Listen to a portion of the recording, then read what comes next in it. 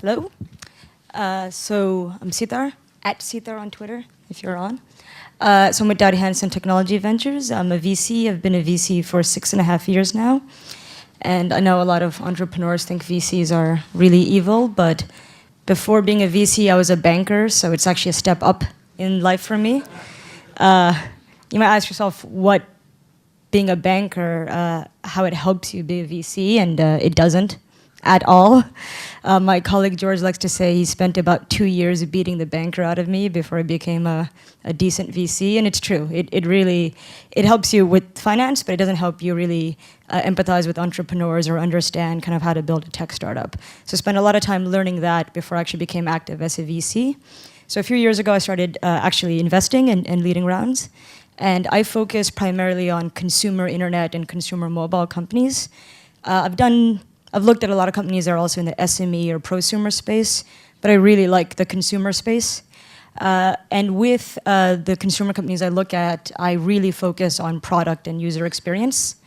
It's not just because I like product and user experience, I do, but I also think it's actually the absolute best use of capital you can make in the early years, even in the later years, but definitely in the early years. So if you're going to hire 3 marketing people versus 3 developers, I'm probably not the right early stage investor for you. So in terms of the companies that I work with in our portfolio, there's SoundCloud, which is based in Berlin. It's a social audio platform. They started off actually as a bit of a prosumer site. They were a collaboration platform for musicians, professional and like amateur. But they've really expanded that into being a sort of full-on, open to everyone, all sounds, all types of audio site. There is Megazebra, which is based in Munich, and that's a social gaming company. They do right now just games for the Facebook platform. Their most popular is a Mahjong game. So if you like Mahjong, you should check them out. Then also a company here in London, 2 of them. One is called Handmade Mobile. So the first application was a flirting application called Flirtomatic, which everyone always kind of laughs at, but it's actually like the 2nd most popular mobile site apparently in the UK. So people really like to flirt on their phones apparently. And now they're also expanding into doing a lot of stuff on entertainment and TV, but sticking to mobile. So they have a lot of expertise in both advertising and virtual goods.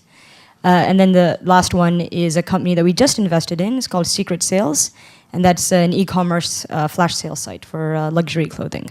So they're all the different aspects of the consumer area. There's mobile, there's web, e-commerce, and also non-e-commerce. No problem investing in companies that take a while to grow, and the initial focus is on growing and not monetization. I understand that that's a lot of consumer plays, so totally comfortable with that. And as a fund, we look at companies that are about, say, when you're ready to raise about 300,000 minimum, that's when we should be talking. If you're raising 100, 150,000, you actually probably shouldn't be talking to investors at all. But about 300,000 to 500,000, that's where we would start getting involved, up to about $1 million, $1.5 million. So we have a 60 million euro fund, so we don't try to do more than about $1 million or $1.5 million in companies, although we have, on exception, done stuff like that. Any questions?